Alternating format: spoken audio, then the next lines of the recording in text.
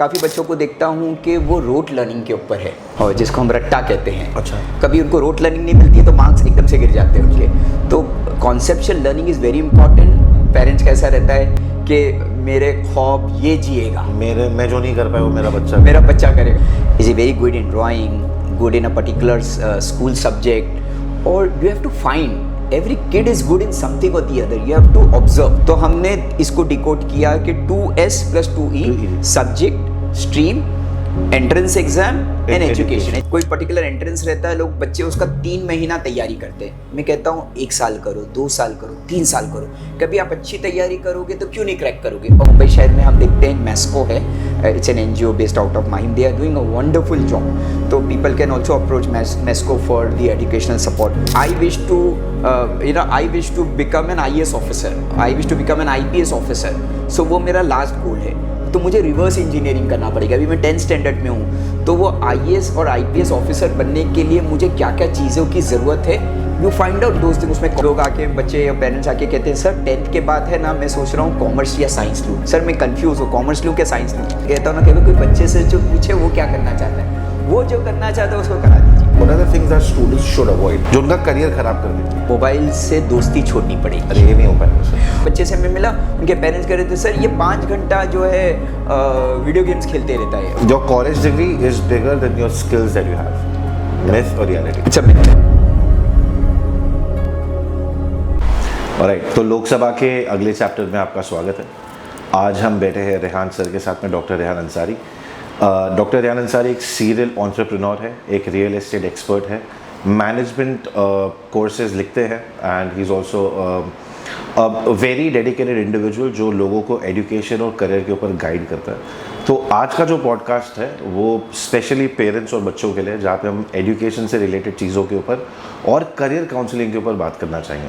So let's get this started with doctor Rehan Ansari. तो Rehan sir, let's start with, आज हम education और करियर काउंसलिंग के ऊपर तो बात करेंगे, बट मेरे को आपसे पहला सवाल तो ये जानना है कि आपको when you were growing up, आपको किसी ने गाइड किया था क्या? आपको कोई डायरेक्शन मिली थी क्या? हम जिस वक्त ये इस फील्ड में एंटर हुए, उस वक्त ज़्यादा इस तरह का करियर गाइडेंस वगैरह था नहीं।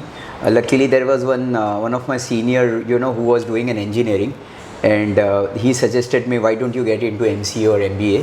तो वो कोचिंग क्लासेस वगैरह भी नहीं पता थी, तो उन्होंने कहा कि there is this book, I still remember this book, CET का अवेलेबल है।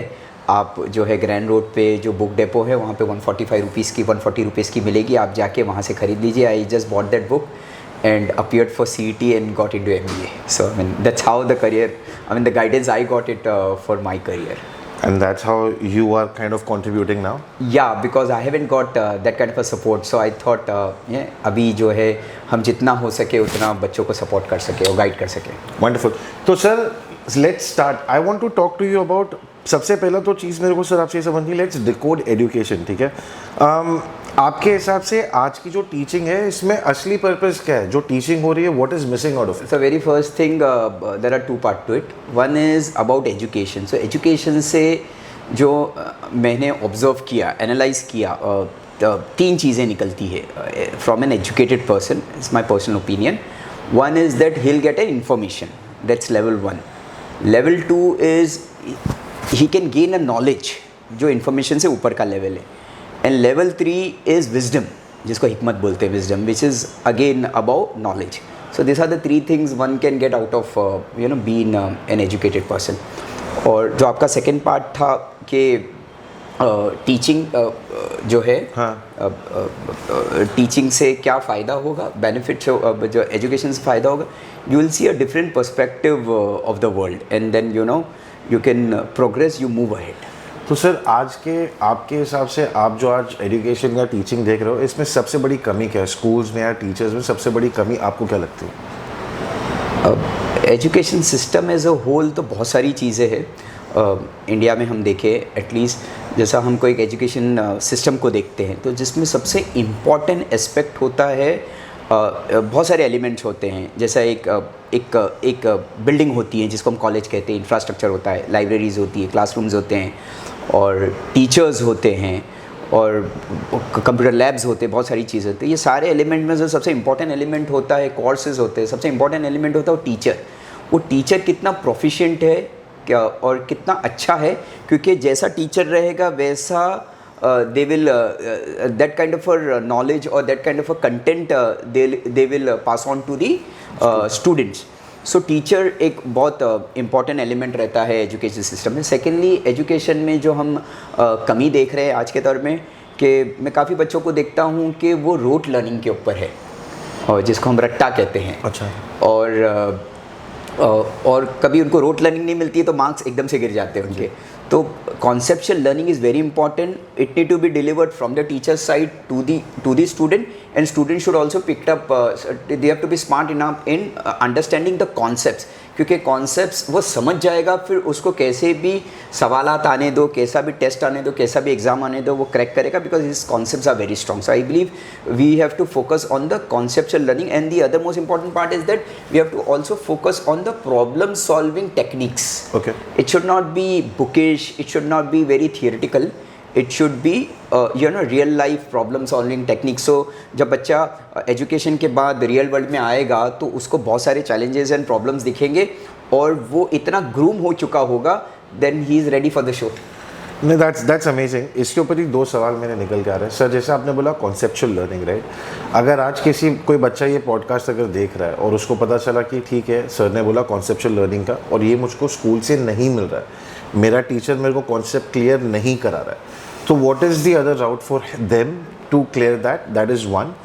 और दूसरा कि जैसे चलिए पहले अब कॉन्सेप्ट वाले पे बात इसमें कैसा है, एक टीचर नहीं समझा पाएगा तो हम दूसरे अच्छे टीचर के पास जाएंगे। जैसे कोई ट्यूशन्स में जाता है, कोचिंग क्लासेस में जाता है, या कोई भी प्राइवेट ट्यूटर के पास जाके वो कॉन्सेप्ट समझने की कोशिश करेंगे। That's one. Number two is that now the Google is there and the tutorials are there to understand a concept. You can try to learn those things via on the YouTube channels or on the tutorials that will help you out. Third, एक technique हमने जो सीखी थी कि कोई चीज़ को याद रखना है, रिमेंबर रखना है, तो आपको वो चीज़ की स्टोरी बनाओ या एसोसिएट करो। मुझको ये चीज़ समझनी है तो मैं उसको एसोसिएट करूँगा ग्लास के साथ, वॉच के साथ, तो वो पर्टिकुलर चीज़ मुझे याद रहेगी, तो वो कॉन्सेप्ट याद रहेगा। तो you try to get into the association, तो एक रिकॉल वैल्यू रहेगा आपके पास। हाँ, और फिर उसको वो पूरी चीज़ें वो जो है वो स्ट्रक्चर कर सकता है और रीबिल्ड कर सकता है। और सर जैसे आपने बोला प्रॉब्लम सॉल्विंग मेथड, तो जैसे डू यू थिंक दैट कि आज का जो एजुकेशन सिस्टम है, जो आज के टीचर्स है, ये लोग इन चीज़ों पे फोकस नहीं कर रहे, that they don't work around clearing the concept और talking about real life problem solving situations for students? आपके एक्सपीरियंस में आपको मिलते हैं बच्चे नहीं, काफ़ी चीज़ें कैसी है जो टीचर पढ़ाती हैं, मैं I am also a teacher, so जो टीचर पढ़ाती हैं उनके पास वर्कलोड बहुत रहता है। उनको सिलेबस कंप्लीट करना रहता है, कोर्स वर्क रहते हैं, बहुत सारी एक्स्ट्रा करिकुलर एक्टिविटीज़ रहती हैं। नॉर्मली टीचर्स का आप देखें ना तो देखा जाए टीचर का काम सिर्फ टीचिंग होना चाहिए, और फिर वो उनको पेपर भी सेट करना पड़ता है, पेपर सेट करने के बाद उनको इन्विजिलेटर भी बनना पड़ता है, बहुत सारी चीज़ें, मतलब नॉन टीचिंग वर्क भी वो करना पड़ता है। तो वो जो मेन प्राइमरी फोकस वर्क है उससे वो टीचर जो है हट जाती है। तो वो इतना उनके पास मतलब ओवरलोड रहते हैं कि थोड़ा सा प्रॉब्लम सॉल्विंग तक आने के लिए उनको टाइम नहीं मिल पाता है। बट सर इसमें आपको नहीं लगता कि बच्चे भी फिर देन उस स्टेट में आ गए हैं कि मेरे को मार्क्स स्कोर करना ही पड़ेगा तभी मेरा, क्योंकि हमारे यहाँ पे कैसा होता है पता है सर, अगर एक गरीब माँ बाप है तो वो बच्चा उनके लिए अमीरी का रास्ता है, ये मेरी गरीबी मिटाएगा। तो क्या अच्छे मार्क्स गारंटी करता है कि आपका एक सक्सेसफुल करियर बनेगा? ये एक थोड़ा सा परसेप्शन बन गया है। जैसा आपने कहा, आपके सवाल में जवाब है कि अच्छे मार्क्स अच्छा करियर, ऐसा नहीं है। मैं उसको एंकरेज नहीं करना चाहूँगा। हमने काफ़ी केस स्टडीज़ पढ़ी है कि drop out has build the empires, business empires. Mark Zuckerberg सबसे बड़ा एग्जांपल। हाँ, लेकिन मैं उनको तो उसमें कैसा है, आज की तारीख में लोगों ने मार्क्स को ही जो है बैरोमीटर बना लिया है, थर्मोमीटर बना लिया है कि जिसके मार्क्स अच्छे उसका हाई इंटेलेक्ट, कोई वजह से वो बच्चे के मार्क्स आ नहीं सकोगे। तो again I am coming back to my the base what I am discussing some time back is we have to focus on the concepts, we have to make our foundation very strong, and marks is just a parameter. It is not कि ये marks अच्छे आएंगे तो मैं successful होऊंगा। ऐसा नहीं है। वो एक सिस्टम का हिस्सा है, हम उसको डिनाई भी नहीं कर सकते।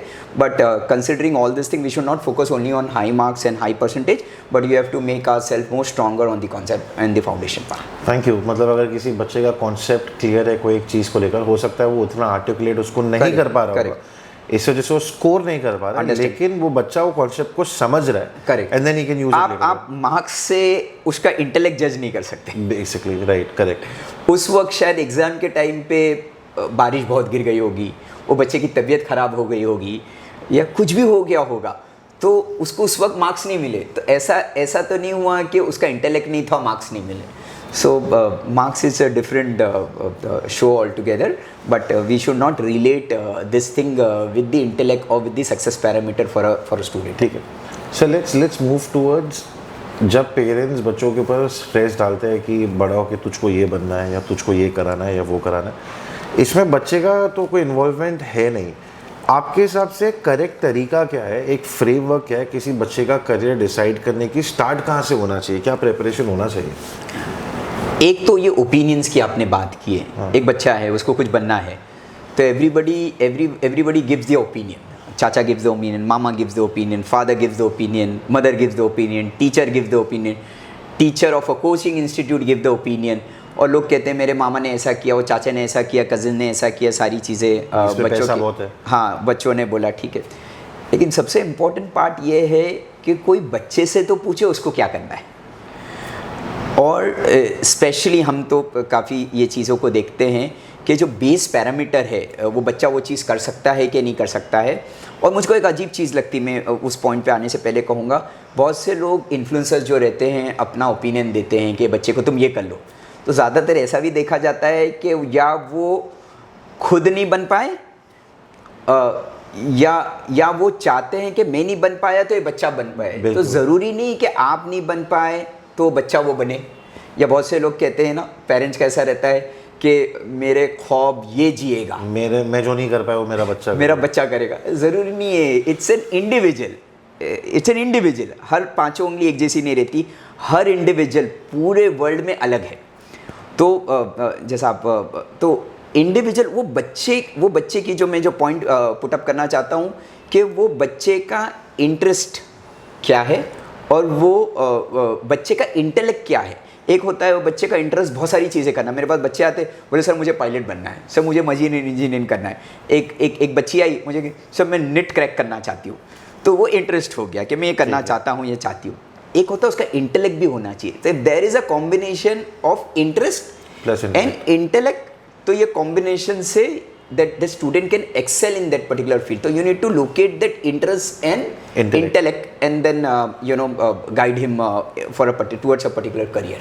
Then it's an amazing point, क्योंकि अब आपने एक फॉर्मूला बता दिया है कि किसी बच्चे का इंटरेस्ट देखो, उसके इंटेलेक्ट को देखो, and then the right mix will come. सही टाइम क्या है सर? अगर कोई पेरेंट है, जैसे आज मेरी बेटी है, ओके, तो अगर मैं उसके करियर के बारे में अगर कोई डिसीजन लूँ, so when is the right time? So normally people come to us about the career. तो मेरा सबसे पहला सवाल जो कि मैंने कहा ना कि इंटरेस्ट, वो बच्चे का इंटरेस्ट क्या है, तो इंटरेस्ट आपका उसकी एक्टिविटीज़ में छलकेगा। Is a very good in drawing, good in a particular school subject, और you have to find every kid is good in something और the other, you have to observe. तो ज़्यादातर हम क्या करते हैं कि बहुत से लोग आते हैं कि भाई 10th के बाद क्या करना, 12th के बाद क्या करना। मैं यही पूछ रहा था, तो उसमें कैसा है, नहीं रुकना चाहिए। एक बड़ा मिथ ये है कि लोग मेरे को कहते हैं, मैं उनसे बात करता हूँ आपके बच्चे के बारे में क्या करना चाहते हो, तो बोले सर 10th का परसेंटेज अच्छा आएगा तो डिसाइड करेंगे। नो ना, 10 के परसेंटेज तक क्यों रुक रहे हो आप? तो उसके लिए जैसा आपका जो सवाल था कि कौन से स्टेज पे वो करना चाहिए, तो उनका इंटरेस्ट बच्चों का देखिए 5th 6th standard 7th standard में है, और 8th standard is a right time to locate, क्योंकि बहुत सी जगह पे 9th 10th जो है इसमें सब्जेक्ट्स डिसाइड हो जाते हैं और 10th में वो उनको जो है एग्ज़ाम देना पड़ता है। तो 8th स्टैंडर्ड के अंदर वो अपना एक करियर पाथ बना ले, then they can decide which way they have to go from 8th standard onwards I believe. और जैसा बहुत सारे एग्ज़ाम्स होते हैं, जो एंट्रेंस एग्ज़ाम की तैयारियाँ होती है जूनियर कॉलेज में 11th 12th में और 12वीं के बाद भी, तो 8th 9th 10th में आपकी स्कूल की पढ़ाई के साथ हम सजेस्ट करेंगे आप वो जो एंट्रेंस एग्ज़ाम करने वाले हो उसका फाउंडेशन कोर्स कभी स्टार्ट कर सकते हो, तो एक बेस बन जाएगा आपको, तो उस वक्त इतना प्रेशर नहीं आएगा आपको प्रिपरेशन करने के लिए। अच्छा सर, लेकिन आपको नहीं लगता, मेरा थोड़ा काउंटर क्वेश्चन है कि अगर 8वीं से बच्चे को अपन बता रहे हैं कि ये तुम्हारा इंटरेस्ट हमने गेज किया, हमने आपका इंटेलेक्ट देखा और अब हम आपको एंट्रेंस के बारे में, तो do you not think that एक 8वीं के बच्चे के लिए it could be too much to observe? Sir हमको है ना स्टेजेस समझना पड़ेगी, जैसा 10th स्टैंडर्ड के बाद आपको एक पर्टिकुलर स्ट्रीम में जाना ही है जी, आर्ट्स, कॉमर्स, साइंस, डिप्लोमा, जिसमें भी आपको जाना है। और बहुत सी जगहों के ऊपर जो बोर्ड्स है, काफ़ी अलग अलग बोर्ड्स है, SSC, ICSE, CBSE, इन सारे बोर्ड्स है, काफ़ी जगहों के ऊपर 9th-10th में ही स्ट्रीम सेलेक्ट हो जाती है। ओके, कॉमर्स हो जाती है कोई बच्चों के लिए, कोई साइंस के स्टूडेंट सेग्रीगेट हो जाते हैं। ओके, तो 8th में वो डिसाइड करेंगे तो 9th-10th में सेलेक्ट कर सकते हैं। मेक सेंस, ठीक है। और जो 9th-10th में सेलेक्ट करेंगे वो 11th-12th में होगा, फिर ग्रेजुएशन में होगा, मास्टर्स में होगा। एंड आई अंडरस्टैंड कि 8th के बच्चे भी थोड़े छोटे होते हैं, 9th is the perfect time, लेकिन 9th में एक बार पिकअप कर लिए तो फिर वो यू टर्न नहीं है, तो 8th में थोड़ा सा एक्सप्लोरेशन चालू कर स्टार्ट कर दे कि मुझको कौन सी फील्ड में जाना है। सर थैंक यू, मेरे साथ मिलाओ, क्योंकि ये बहुत बड़ा क्वेश्चन आपने सॉल्व किया है। क्योंकि जब आपने मुझको अभी समझाया कि कुछ जैसे स्ट्रीम्स है वो 9th में, क्योंकि मैंने देखा है अलग बोर्ड्स में करते हुए, वो आज मुझे क्लैरिटी मिली कि एक थॉट है इसके पीछे, तो 8th is the right time for students या पेरेंट्स के लिए वो डिसाइड करने के लिए, है ना? ठीक है। अब मुझे आप एक काउंटर क्वेश्चन इस पर बताइए सर, ये तो चलिए हमने किया कि हमने एंट्रेंस की करनी है या कुछ करना है, तो ये मेजॉरिटी उन बच्चों के लिए होगा जो शायद अच्छे हैं, पढ़ाई में अच्छे हैं, कुछ बच्चे ऐसे होंगे जो शायद पढ़ाई में अच्छे ना हो, तो उस केसेस में क्या किया जाए? Again I am coming back to my magical keyword interest, कि एक होता है एजुकेशन से एक एक्सेल होता है, और काफ़ी लोग हैं कि बहुत हायर एजुकेशन नहीं हासिल कर पाते हैं, उनको पढ़ाई में वीक स्टूडेंट्स रहते हैं, ऐसे रहते हैं, तो उनका देखना पड़ेगा they are good at what. तो I have seen many students are very good in you know in digital marketing जी, इन वेब डेवलपमेंट जी, इन वीडियो एडिटिंग। तो ज़रूरी नहीं कि वो ग्रेजुएट होएगा और मास्टर्स होएगा और एक्सेल करेगा, आप अच्छा सा कोई कोर्स कर लीजिए, and if you are good in that then you will excel in that particular field. और this is one part of for the weak student. Second part is that कि आपको लगता है नहीं पढ़ाना है, लेकिन हमारा बच्चा थोड़ा वीक है, तो जैसा दूसरा बच्चा आधा घंटा लगता है उसको समझने को, तो आप कोई एडिशनल प्राइवेट ट्यूटर है, ट्यूशन है, क्लासेस है, ऐसा कुछ ऐसा एडिशनल सपोर्ट दे के ये बच्चे को 2 घंटा लगेगा, तो थोड़ी हमारे इस बच्चे को एक्स्ट्रा मेहनत लगेगी, लेकिन वो लेवल प्लेइंग फील्ड पे आ जाएगा, and then he can do good. थोड़ी एक्स्ट्रा मेहनत लगेगी, तो इस तरह से उनको आप ऊपर लेके आ सकते। ठीक है। I think this also brings us back to that consideration कि जैसे फॉर एन एग्जांपल कोई अच्छा सेल्स कर रहा है या कोई अच्छा सेलिंग में है, सेल्स में कोई बंदा है, ज़रूरी नहीं कि वो बहुत अच्छा पढ़ाई में हुआ होगा, he could have been a weak student, और वीक स्टूडेंट भी नहीं बोलना चाहिए मेरे हिसाब से, तो पर वो एक आर्ट है जो उसके आइडेंटिफाई हो गए। सर मैंने देखा कि हर कोई, ठीक है एजुकेशन होना चाहिए, people should study good, higher studies and all this things should be good, but as I said about the interest part,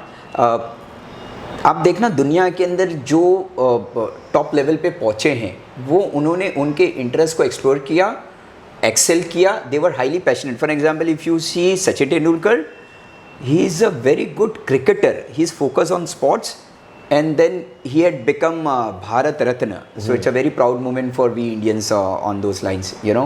Then we see A.R. Rahman, who, you know, उन्होंने music के ऊपर focus किया, तो somebody could be a very good painter, somebody could be a very good in anything, we don't know, so right. every individual is different, right. so आप देखिए कि he is good at what. okay. ये जो red race चालू है और जो marathon चालू है, आप इसका हिस्सा बनिए, लेकिन पैरेलली ये देखिए कि he is good at what, क्योंकि आपको एक्सेल करना है या दुनिया का टॉप बनना है, तो आपके पास वो एक चीज़ है, उसको आप डिकोड कीजिए, एक्सप्लोर कीजिए, and you become the best in the world. Thank you sir. I want to ask you this, अगर आपसे पूछा जाए कि ये जो 10वीं तक के बच्चे हैं, अगर इनका कोई सवाल है कि ऐसे कौन से 2 सब्जेक्ट है जिसके ऊपर प्राइम फोकस मेरे को 10वीं तक रखना चाहिए, ये 2 सब्जेक्ट बहुत इंपॉर्टेंट है। It's a very good point, and I am very happy to hear this question.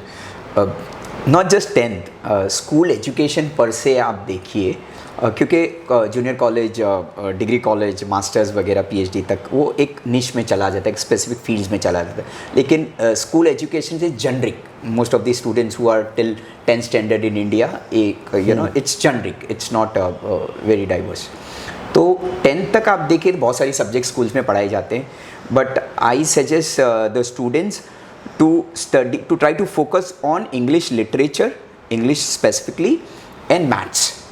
क्योंकि आप रियल लाइफ में भी देखेंगे ना, एक मैं एक अज्यूम कर रहा हूँ, एक हाउस वाइफ है, वो काम नहीं कर रही हैं और वो जाएगी बैंक में, और बैंक में उसको फॉर्म भरना पड़ेगा, डॉक्यूमेंटेशन करना पड़ेगा, तो English would help her out. Absolutely. वो अपने बच्चे के एडमिशन के लिए जाएगी. आज तो पेरेंट्स का भी इंटरव्यू होता है जी, तो that will help her out. और दूसरी चीज़ आप देखिए, कभी एक रिसर्च है कि जो आपकी मदर टंग रहती है उसमें आप पढ़ाई करते हो तो आप एक्सेल करते हो. लेकिन चूँकि इंडिया में हम देखते हैं कि इंग्लिश जो है एक बिजनेस लैंग्वेज है, हाँ. और इसमें मेजरली एजुकेशन है, तो बहुत से लोगों के लिए वो एक अलग लैंग्वेज हो जाती है. कोई हिंदी वाला है, कोई मराठी वाला है, कोई गुजराती वाला है, कोई उर्दू वाला है, तो इंग्लिश उनके लिए एक एड ऑन लैंग्वेज हो जाती है जो घर में नहीं बोली जाती है ज़्यादातर, तो उनको अलग से पढ़ना पड़ती है. तो इतना वो एक्सेल, जैसे फॉर एग्जाम्पल अब जापानीज़, सो वो जापानीज़ लैंग्वेज में घर में भी बात करते हैं और पढ़ाई भी करते हैं और कॉर्पोरेट में भी करते हैं, तो it won't be more easier for them. So आपको इंग्लिश से थोड़ा सा दोस्ती करना पड़ेगी. You have to have a good hold on English, especially English literature, that's one. And secondly maths कैसा है कि बहुत से बच्चे बिज़नेस की तरफ जाते हैं या कॉमर्स की तरफ जाते हैं, या कोई बिज़नेस नहीं भी करते, तो मैथ्स तो आना ही चाहिए. तो maths will really help you out. और मैथ्स एक ऐसा सब्जेक्ट है, हम करियर पाथ्स में देखते हैं, most of the very smart career paths और ब्राइट करियर पाथ्स का बेस मैथ्स है. आपको आर्किटेक्चर करना है तो मैथ्स ड्राइंग अच्छी होनी चाहिए, आपको इंजीनियर बनना है तो मैथ्स का बेस है, आपको स्टैटिस्टिशियन बनना है तो मैथ्स का बेस है, CA CFA बनना है तो मैथ्स का बेस है, डेटा साइंटिस्ट बनना है तो मैथ्स का बेस है. तो मैथ्स में मेरा ऑब्जर्वेशन रहा है कि मैथ्स इज़ देयर मेजरली. और जो बच्चे मैथ्स स्किप कर लेते हैं उनके लिए चॉइसेस कम हो जाती हैं. सर ये तो बहुत डरावना सब्जेक्ट है, लेकिन मैथमेटिक्स एक्चुअली प्रॉब्लम क्या है, कोई मैथमेटिक्स को फन बना नहीं पा रहा. बहुत कम ऐसे लोग हैं जो मैथमेटिक्स को बच्चों के लिए एक पजल जैसा, एक रिडल जैसा बना पाए. I'll try to relate this point to you on this with regard to मैं. सबसे पहली चीज़ तो जैसा आपको ऐसा आप ऐसा पुटअप करना चाहिए जो मैं समझा कि थोड़ा सा टफ है, हार्ड है, and it should be made easier. Absolutely. Okay, understand. So ये हार्ड है ना, ये अपने आप में एक बहुत बड़ा क्या कहते हैं, मैं कहूँगा बहुत बड़ा चैलेंज है. जो वर्ड हार्ड है, क्योंकि कोई चीज़ हार्ड नहीं होती और कोई चीज़ इजी नहीं होती. सभी चीज़ हार्ड है और सभी चीज़ इजी है. इसमें जो बेसिक चीज़ आती है ना, फोबिया आता है. 80-90% है ना बच्चों के अंदर फोबिया आ जाता है, नहीं ये बहुत हार्ड है, मैथ तो बहुत हार्ड. हाँ, तो मैं एक मजाकिया कहता हूँ, मुझे अच्छा लगता है कि जितना टफ प्लेन चलाना है उतना ही टफ साइकिल चलाना है, जितना इजी साइकिल चलाना है उतना ही इजी प्लेन चलाना है. तो मैथ्स और या कोई दूसरा जो भी आप सब्जेक्ट्स ले लीजिए, वो पहले माइंड में टफ होता है. आप माइंड में दोस्ती कर लेंगे ना तो रियल लाइफ में भी उसके साथ आप दोस्ती कर लेंगे. मैं एक चीज़ इस पर एक और एड ऑन करना चाहूँगा, इसके पहले मैं भूल जाऊँ. I have done my BA and MA before doing my MBA and management studies and all this thing. I have done my BA and MA, so I did purely history. Okay. So BA में all history and MA में all history. Currently आप मुझको पूछेंगे कि what is your where you enjoy, और जहाँ पे आपको थकन नहीं होती, मैं अपना लैपटॉप लेके बैठता हूँ and I play around with the figures in on the excel sheet, financial modelling and all this thing. So you see history as a subject and financial modelling now, उसमें मैथ्स है, figures है. तो कभी आप दोस्ती कर लेंगे ना तो इतना मज़ा आएगी आपको कि आपको थकन ही नहीं होंगे जो मुझे महसूस नहीं होती. तो ये एक अच्छा पॉइंट है बच्चों के लिए जो मैथमेटिक्स से डरता है कि मैथ से दोस्ती करो. और अगर आपके टीचर दोस्ती नहीं करा पा रहे तो अच्छे टीचर ढूंढो जो आपकी मैथ से दोस्ती करा पाए. ठीक है सर, थोड़ा सा आगे बढ़ते हैं. ठीक है, जैसे आपने ऑलरेडी ये बताया कि बच्चे पेरेंट्स अक्सर आपके पास 10th के बाद आते हैं, but the right time is 8th standard. ठीक है सर, आजकल इतनी करियर एडवाइसेस मिल रही है, मतलब पेरेंट्स को आपने बोला कि आपके आसपास मिल रही है, बंदे ऑनलाइन बैठ के देख रहे हैं और यूट्यूब पे देख रहे हैं, तो मेरे ख्याल से अब ओवरलोड ऑफ इन्फॉर्मेशन हो गया। तो अगर कोई 10 साल का बच्चा, जो 10th का कोई बच्चा अगर ये देख रहा है या कोई पेरेंट्स ये देख रहा है, तो how would you suggest them now that how should they navigate across all these Wonderful. So I was just working in this field for a very long time, and I, rather than giving advices and guidance, I also learn from parent, teachers and students. बच्चों से भी मैं काफ़ी चीज़ें सीखता हूँ. I'm also a learner. So इसके लिए मेरे पास एक तो चीज़ कैसा है, अभी ना इन्फॉर्मेशन ओवरलोड है.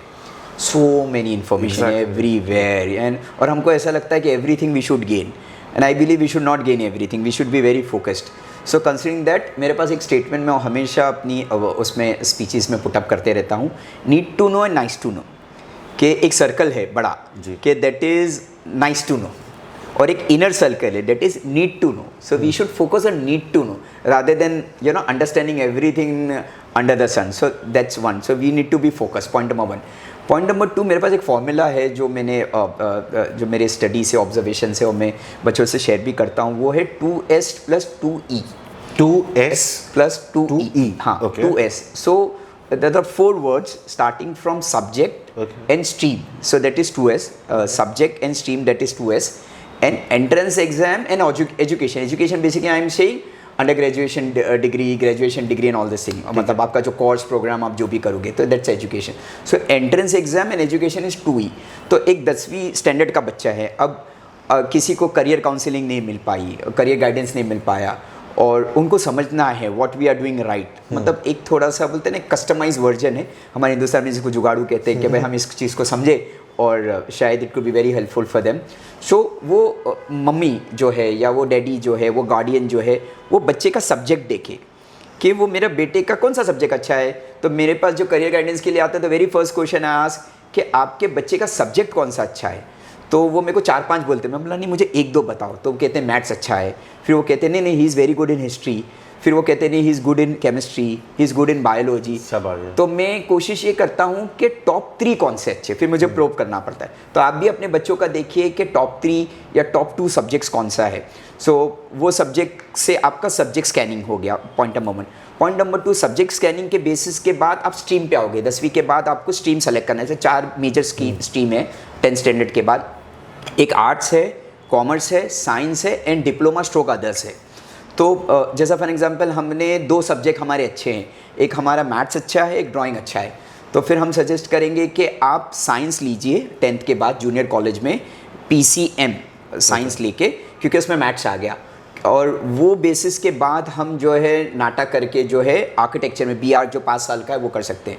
तो एंट्रेंस एग्ज़ाम नाटा आ गया, स्ट्रीम होगी आपकी साइंस, PCM हो गया, एंट्रेंस एग्ज़ाम नाटा आ गया, NETA for architecture, and education is BR, bachelor of architecture. तो हमने इसको डिकोड किया कि 2S + 2E, subject, stream, entrance exam and education. Education I mean to say the course of program the student will offer. So I believe ये combination में आपकी शायद वो ज़रूरत या वो जो आपकी क्वेरी है या चैलेंज है वो एड्रेस हो जाएगी. Thank you. आप पहले मिलना चाहिए था मेरे को थोड़ा. Okay sir, let's move forward. ये एंट्रेंस एग्जाम का इम्पोर्टेंस हम कब समझेंगे? Can you simplify entrance exam and its importance for us? 10-15 साल 20 साल पहले शायद एंट्रेंस का वो उतना ट्रेंडिंग नहीं था, शायद आपको भी इल्म होगा इस चीज़ से, और आज है.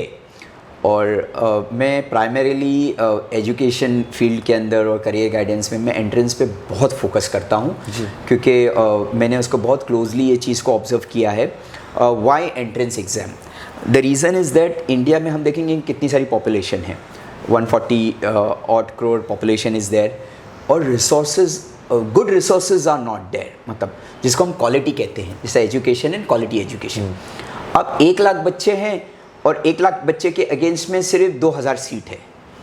तो हम अकोमोडेट कैसा करेंगे? मैं इसका पीछे का बेसिक बता रहा हूँ, फ्रेमवर्क बता रहा हूँ क्यों ये चीज़ आती है. तो वो 1 लाख बच्चे एंट्रेंस देंगे, उसमें से सिर्फ फॉर एग्जाम्पल 2000 बच्चे अकोमोडेट होंगे. इसके लिए एंट्रेंस एग्ज़ाम है. और entrance exam is not tough. मेरे पास 2 कीवर्ड है एंट्रेंस का. कोई हम एक बच्चे को एक पेपर देंगे, तो बच्चा 7-8 घंटे में कर सकता है.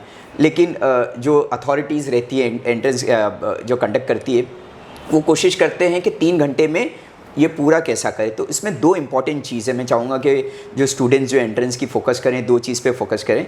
एक तो स्पीड एंड एक्यूरेसी, क्योंकि आप पेपर देखेंगे मेजरली एमसीक्यूज रहते हैं, तो उसमें जल्दी लिखना पड़ता है, आपको जल्दी अटेम्प्ट करना पड़ता है। और सेकेंडली एक्यूरेट करना पड़ता है। पता चले आप बहुत स्पीड में कि एक्यूरेट नहीं किए, या एक्यूरेसी के चक्कर में आपकी स्पीड स्लो हो गई, आपका पेपर रह गया। तो you need to have speed and you need to have accuracy, ये दो के लिए एंट्रेंस का प्रिपरेशन है। ठीक है सर, अब इससे ना 3 सवाल मेरे निकल के आपके लिए आ रहे हैं। ठीक है, सबसे पहला ये कि जो बच्चे जैसे नीट है, JEE है और बाकी सारे जो एंट्रेंस एग्जाम्स है, अब इसका एक प्रेशर बन गया है ना, तो जो इसमें डीमोटिवेट हो रहे हैं या जो डिप्रेशन में जा रहे हैं वो बच्चे, what is your take on that? Like, why is this happening, right? We understood the importance of it. So that's the first question. I'm going to give you all the 3 questions now, right? So I suggest we'll go one at a time. That Okay, will be more easier. please go ahead. So easier for me to address. Yeah. So one is that कि जो JEE वगैरह में जा रहे हैं उनको थोड़ा सा प्रेशर आ रहा है। हाँ. तो वो क्या करें, या उनको लगता है कि बहुत डिफ़िकल्ट है। हाँ. जैसे मैंने कहा इंटरेस्ट एंड इंटेलेक्ट, बच्चों को लगता है बहुत डिफ़िकल्ट है, तो सबसे पहले फील्ड में जाए ही नहीं। There are other fields also where in there is not much competition. हम आज की तारीख में बच्चों को देखते हैं वो 2 फील्ड्स में ही बहुत ज़्यादा जाते हैं, या वो JEE में जाते हैं, नेट में जाते हैं, लेकिन उसके अलावा भी और अच्छे एंट्रेंसेज है, अच्छी फील्ड्स है, they should explore. Point number 1। Point number 2, वो जाना चाहते जाए कोई बात नहीं, but they need to keep a backup plan 2, plan B। मैं बच्चों को देखता हूँ 720 नेट के लिए चाहिए, तो वो स्टूडेंट से पूछता हूँ कितना आया, तो बोले सर 120 आया। सेकंड ईयर मुझको मिलता है कितना आया, बोले 220 आया। थर्ड ईयर मेरे पास आके खड़े हो जाते हैं, मैं बोला अब क्या करना है, बोले सर अभी क्रैक करेंगे। अरे बॉस 720 है, you are sitting on 220 with 2 attempts. तो इंटेलेक्ट का इसमें दखल आ जाता है। तो you need to understand which field I should pick.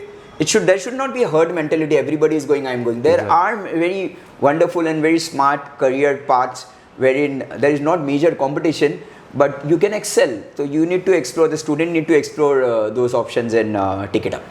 And again, like जैसे अगर आप कोई एंट्रेंस एग्जाम क्रैक नहीं कर पा रहे हो और दूसरी स्ट्रीम में भले कंपटीशन हो, लेकिन अगर आपका इंटेलेक्ट यहाँ नहीं है, आपका इंटेलेक्ट दूसरी जगह है, तो वहाँ कितना भी कंपटीशन होगा आप वहाँ तो स्टार बन जाओगे ना, क्योंकि आपका इंटरेस्ट। जैसे मैंने इंटरेस्ट की बात कहा।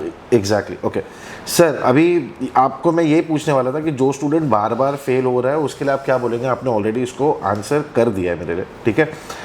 अभी मैं आता हूँ एक बहुत कॉमन फिनोमिनन तो नहीं कहूँगा, लेकिन एक बीमारी है या एक इशू है हमारे साथ में कि हम लोग एजुकेशन को बहुत कॉस्टली समझते हैं। हमको समझ नहीं आ रहा है कि यार ये इतना पैसा मैं लगाऊँ, कैसे करूँ।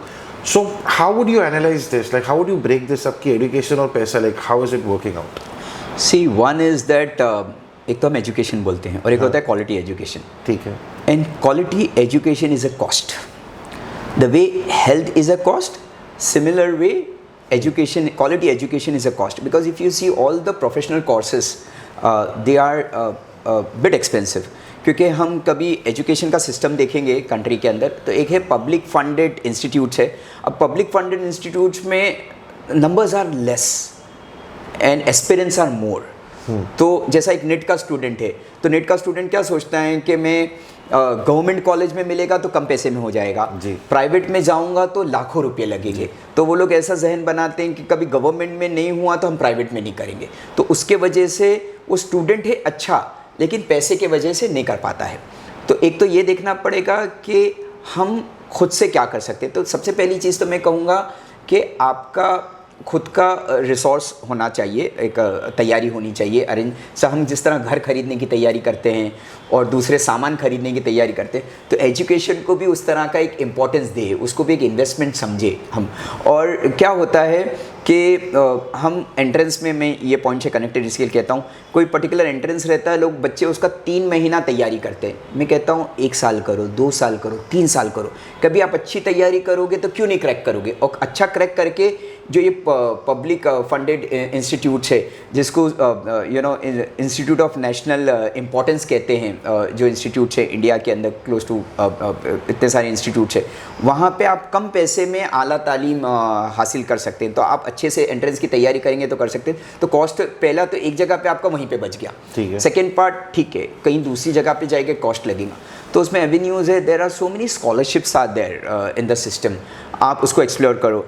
एक बहुत सारी जो कंपनीज़ है और कंपनीज एक्ट 2013 के हिसाब से जो CSR फंड रहता है 2.5%. तो there are many companies, corporate companies in the country, you know, they spend that moneys on education also. So you need to explore those companies who are spending on the education. तो वो आप assistance ले सकते हो.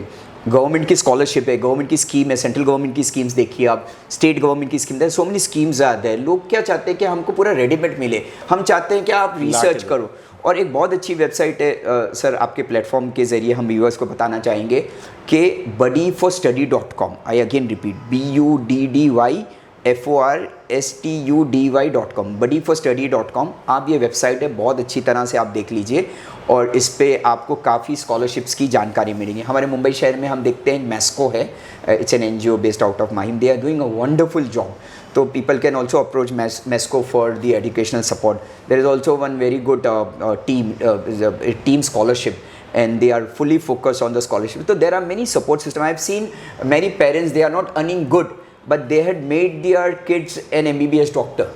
You know, उन्होंने अपने बच्चों को एक MBBS डॉक्टर बना लिया है.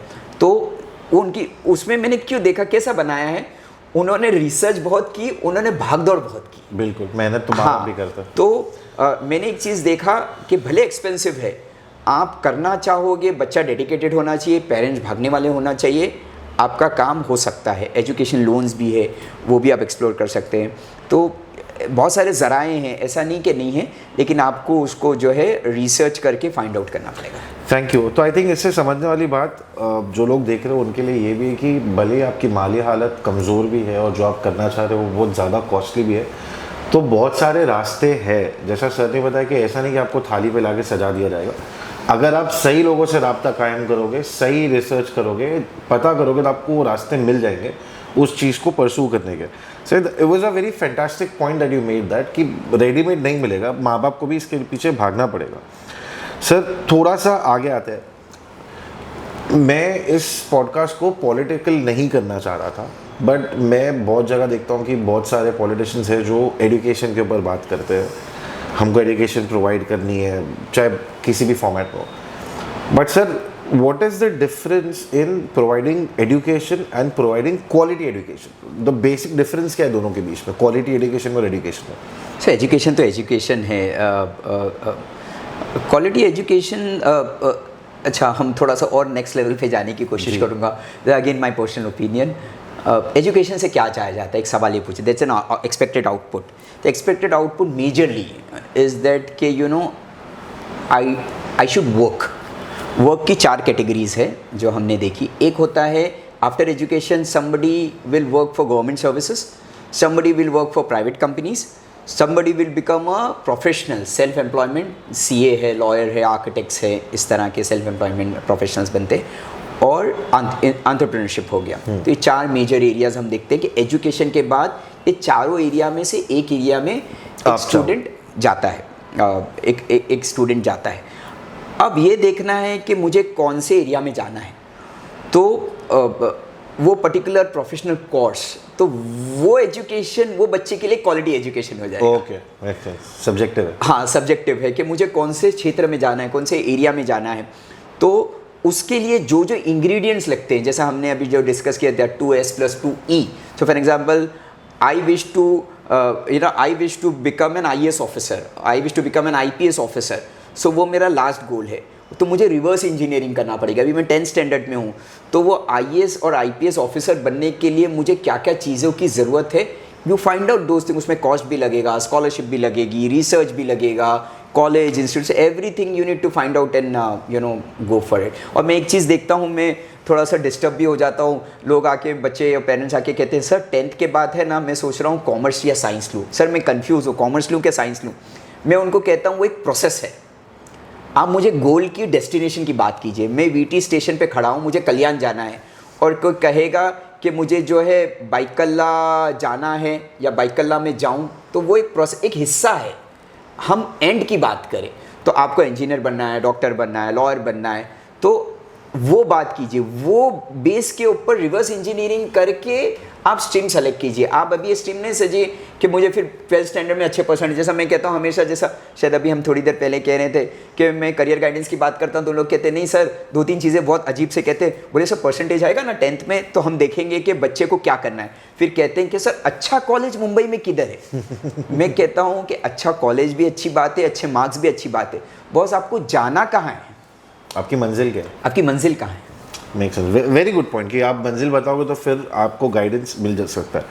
सर आज इतने सारे करियर ऑप्शंस है, मैं खाली आपसे ये चाहता हूँ कि आपके माध्यम से मैं लोगों को बताना चाहता हूँ कि सिर्फ प्रोफेशनल कोर्सेज या यही करियर नहीं, ऑल्टरनेटिव करियर चॉइसेस भी है। आप स्पोर्ट्स से लेकर, वो भी स्पोर्ट्स में आप करियर बना सकते हो। मैं जैसे देखता हूँ, मैंने आज तक कभी कोई मरीन बायोलॉजिस्ट से मिला नहीं, हमारे यहाँ पे कोई मरीन बायोलॉजी करने में इंटरेस्टेड नहीं है। बीच में एक वेव आई थी, सारे मैकेनिकल इंजीनियर बन रहे थे, अब वो वेव मेरे ख्याल से अब शिफ्ट हो गई है, अब सारे मेडिकल में जा रहे हैं। तो should we also like create sources कि जहाँ पे लोगों को इन करियर ऑप्शंस के बारे में पता चलना चाहिए, alternative career choices. See emerging career choices, alternative career choices, अब इसमें ये भी अगेन सब्जेक्टिव है, एक स्टूडेंट के इंटरेस्ट के ऊपर है। मैं है ना हर जगह पे ना इंडिविजुअलिज्म पे आ जाता हूँ। पूरे वर्ल्ड में, पूरे सिस्टम में क्या हो रहा है, बहुत अच्छी बात है। तुम क्या चाहते? यू एज एन इंडिविजुअल, आप कौन हैं, आप क्या चाहते हैं, आपका इंटेलेक्ट क्या है, आपकी कैपेसिटी क्या है, आप क्या कर सकते हो। मैं कहता हूँ ना कि कोई बच्चे से जो पूछे वो क्या करना चाहता है, वो जो करना चाहता है उसको करा दीजिए। परफेक्ट। सर आपके टॉप फेवरेट अभी 3 या 4 जो इमर्जिंग करियर ऑप्शंस जो होंगे वो क्या होंगे बच्चों के लिए? मेरे फेवरेट इमर्जिंग तो बहुत सारे हैं। हाँ, इमर्जिंग्स की हम हाँ। देखो 2 अलग अलग चीज़ें, एक तो इमर्जिंग है, एक मेरे फेवरेट। मैं दोनों का जवाब देने की कोशिश करूँ। इमर्जिंग्स में आज की तारीख में हर बच्चे से, और हम देखते भी हैं तो बच्चे कहते हैं AI/ML करना है ना, आर्टिफिशियल इंटेलिजेंस, मशीन लर्निंग करना है, फिर बच्चों को साइबर सिक्योरिटी करना है, फिर इनको ई-कॉमर्स करना है, फिर रिन्यूएबल एनर्जी जो है वो भी एक बहुत अच्छा करियर चॉइस है, environmental science and urban planning है। तो ये बहुत सारे इमर्जिंग ट्रेंड्स है, रोबोटिक्स है, ये बहुत सारे इमर्जिंग ट्रेंड्स है जो कर सकते हैं। सेकेंड पार्ट है आपका मेरे फेवरेट्स। तो मेरे 5 फेवरेट्स हैं, मैं अक्सर बच्चों को बोलता हूँ क्योंकि मुझे यहाँ पे भीड़ नहीं लगती। JEE नीट में बहुत भीड़ है, बहुत कंपटीशन है, ये फील्ड फैंटेस्टिक है लेकिन भीड़ नहीं है। अभी बच्चों की चॉइस के ऊपर है करना नहीं करना। एक तो मैं चाहता हूँ कि बच्चे अच्छे लॉयर्स बने, and specially they should do it from NLUs, national law university. I believe तकरीबन there are 22 national law universities are there in the country, so they should become finest lawyers. And law is a very smart field, I believe they should explore law. और अभी तो अच्छा हो गया कि पहले 15th के बाद 3 साल का LLB हुआ करता था, अभी 12वीं के बाद जो है 5 साल का इंटीग्रेटेड LLB है। तो after 12th standard 5 year integrated you become a lawyer. So law is a good field. Second, I believe you should become an architect, क्योंकि हम चाहेंगे कि हमारे जो अर्बन एरियाज़ है वो दुबई और सिंगापुर बन जाए, उसको टाइम लगेगा। तो आर्किटेक्ट्स का बहुत बड़ा कंट्रीब्यूशन रहेगा ये ट्रांसफॉर्मेशन में। तो आर्किटेक्ट्स का हमको डिमांड एंड सप्लाई देखना पड़ेगा, तो इसमें architect is again a finest thing. Secondly I like investigation, so I like forensic. तो हम सुनते हैं कि फॉरेंसिक साइंस, तो खाली फॉरेंसिक साइंस नहीं है, फॉरेंसिक साइंस है, फॉरेंसिक केमिस्ट्री है, फॉरेंसिक बायोलॉजी है, फॉरेंसिक फिजिक्स है, यहाँ तक कि आप फॉरेंसिक में देखेंगे कि फाइनेंशियल फ्रॉड हो जाते हैं, तो फॉरेंसिक ऑडिटिंग भी है। तो forensic is again a finest field, तो forensic is one of the field. And I believe किसी को सेफ़ रहना है, जॉब भी चाहिए, पैसा भी चाहिए, सेफ़ रहना है, और जो इसका हाई डिमांड इंडिया में भी अब्रॉड में he is accounts and finance, कि अकाउंटेंट्स का हर जगह पे डिमांड रहता है, और बहुत ज़्यादा पढ़ाई नहीं भी करेंगे, अब अकाउंटेंट का कोर्स करके भी कर सकते हैं, तो you can become a good accountant. Specially under graduate में बहुत अच्छा कोर्स आया है BAF का, BF का, तो I suggest student should opt for BAF if they are on the commerce side. और जो CA नहीं बन सकते हो बच्चे, वो जो है या CFA बने, CMA बनी, या ACCA जो आया है वो expert. ACCA is more important, इसमें एडवांस अकाउंटिंग कवर हो जाती है। And the last option my favourite is business, जो एंटरप्रेन्योरशिप जिसको कहते हैं। तो उसके लिए बहुत आसान तरीका, मैं बहुत ज़्यादा बात तो नहीं कर पाऊँगा इस वक्त, जो है startupindia.gov.in एक वेबसाइट है गवर्नमेंट की, गवर्नमेंट ऑफ इंडिया की, बहुत अच्छी वेबसाइट है। We highly appreciate government on this lines के startupindia.gov.in। कोई बच्चों को भले कम उम्र है वो ये वेबसाइट को समझे, उनको कुछ हद तक अच्छा खासा बिजनेस का फ्रेमवर्क समझ में आएगा। ठीक है, thank you sir. I think we're coming towards the end of our discussion today. I wanted to ask you this. ऐसी कौन सी गलतियां जो स्टूडेंट्स बार बार करते हैं और वो उनको लाइक फेस करना पड़ता है फिर blocks and hurdles, like what are the things that students should avoid और पेरेंट्स शुड अवॉइड जो उनका करियर खराब कर देती है या करियर चॉइसेस ओके, नोज में मैं आता हूँ, नोज में, बिग नोज में आता हूँ। बिग नोज, या सबसे पहले तो आपको जो है मोबाइल से दोस्ती छोड़नी पड़ेगी। अरे ये नहीं हो पाएगा सर। और नहीं, स्टूडेंट्स के लिए मैं कह रहा हूँ स्पेशली, क्योंकि स्टूडेंट्स है ना, किताब उनको ज़रूरी, कोर्स उनको ज़रूरी। वो कैसा हो जाता है मालूम, वो जाते हैं ट्यूटोरियल्स के उससे यूट्यूब के ऊपर और फिर शॉर्ट्स पे चले जाते हैं, बिल्कुल। और फिर इंस्टाग्राम पे चले जाते हैं, और वो शॉर्ट्स में वो अपने काम की चीज़ें 5 मिनट देखते हैं, लेकिन हम देखते हैं कि वो आधा घंटा देखने बैठ जाते हैं। तो हमारे बच्चे का तो नुकसान हो गया इसमें। तो कुछ हद तक मुझको लगता है, अगेन माय पर्सनल ओपिनियन, कि वो मोबाइल से ज़रा दोस्ती कम करे, लेकिन क्या होता है वो जाते हैं 5 मिनट के लिए और 1 घंटा चला जाता है, तो big loss. Secondly, I have seen many students are highly addicted to video games, this games. Okay. So games are good but to certain level, तो हर जगह पे you should not cross the lines. तो I have scene 5 hours, एक बच्चे से मैं मिला, उनके पेरेंट्स कह रहे थे सर ये 5 घंटा जो है वीडियो गेम्स खेलते रहता है, जो गेम्स खेलते रहता है। मतलब ये गेम्स खेलेगा तो क्या करेगा? तो गेम्स वगैरह आपको थोड़ा अवॉइड करना है, और बहुत ज़्यादा भी नहीं सोना चाहिए, 7-8 घंटा जो सोना है वो सोना है। जंक फूड भी नहीं खाना चाहिए, आपकी तबीयत का भी ख्याल रखना है, एक्सरसाइजेस वगैरह भी करनी है। और मोस्ट इम्पॉर्टेंटली जैसा इससे मैं आपका टाइम मैनेजमेंट भी कनेक्ट करना चाहूँगा, कि जो नोज़ है, जब बच्चे का 24 घंटा रहता है, कि वो उसकी जो बेसिक नेसेसिटीज़ है वो कवर करने के बाद वो 3 जगह पे अपना टाइम स्पेंड करे बच्चा। एक तो वो कॉलेज में जाएगा, 10th के बाद कॉलेज या स्कूल जो भी पढ़ता है उसमें अपना एजुकेशन इंस्टीट्यूट में वो टाइम स्पेंड करे। सेकेंडली, कोचिंग में टाइम स्पेंड करे, या उसका ट्यूशन है या एंट्रेंस एग्जाम की जो कोचिंग रहती है उसमें टाइम स्पेंड करे। और थर्ड, सेल्फ स्टडी करे।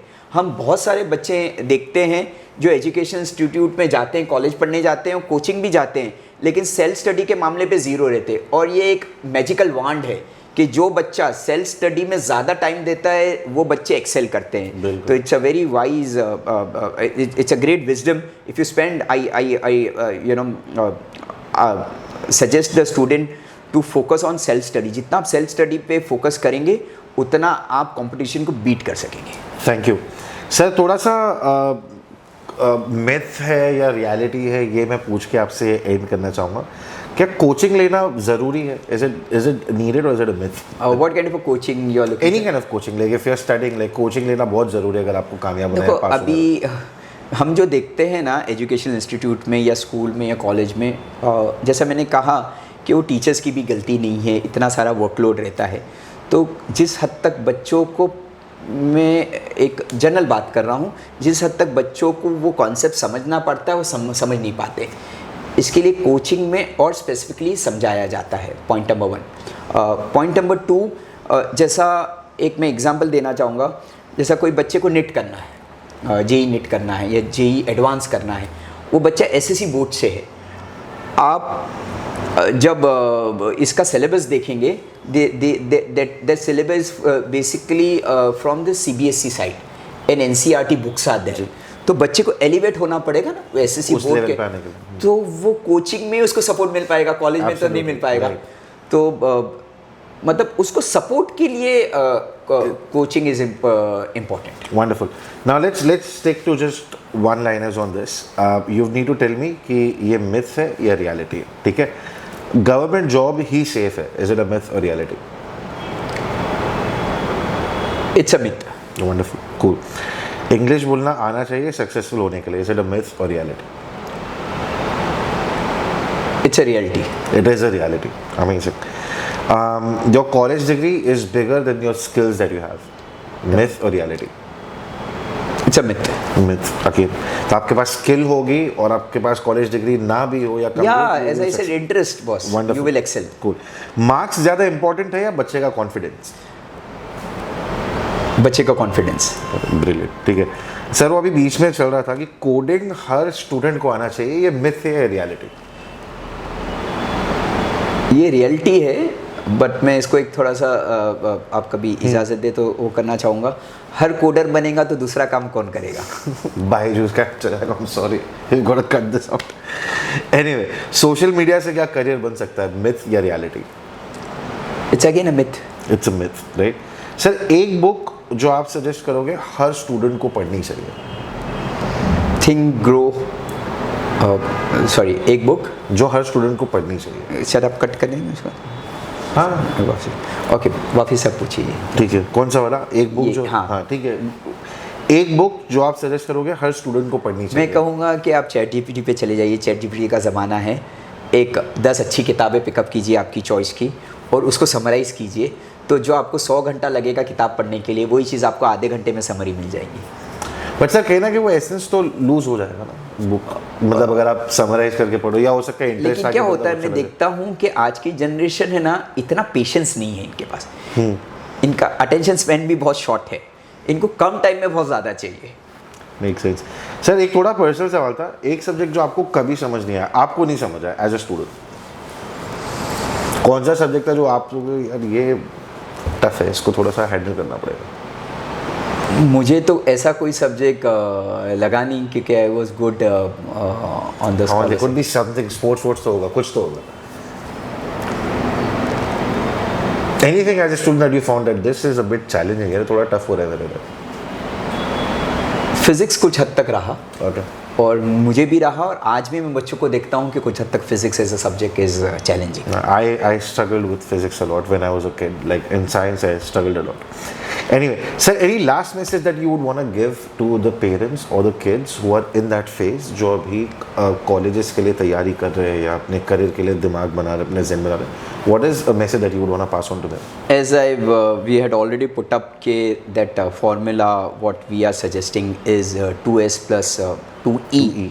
That is subject, stream, entrance exam and education, the course you wish. तो इस लाइन के ऊपर आप थोड़ा सा ध्यान दीजिए। Most importantly is your interest will take you to your goal, to your destination, और इंडिविजुअलिज्म पे फोकस कीजिए। कोई बच्चे से पूछे कि उसको क्या करना है, और प्रेशर मत कीजिए उसको, और उसको सपोर्ट कीजिए, जो भी सपोर्ट पेरेंट्स बच्चे को कर सकते हैं। बच्चा भी हिम्मत रखिए, the child should be discipline, he should be sincere, और पूरी सिंसियरिटी के साथ और पूरे डिसिप्लिन के साथ, ऑप्टिमाइजेशन ऑफ टाइम के साथ जो बच्चे मेहनत करेंगे, they will definitely excel in.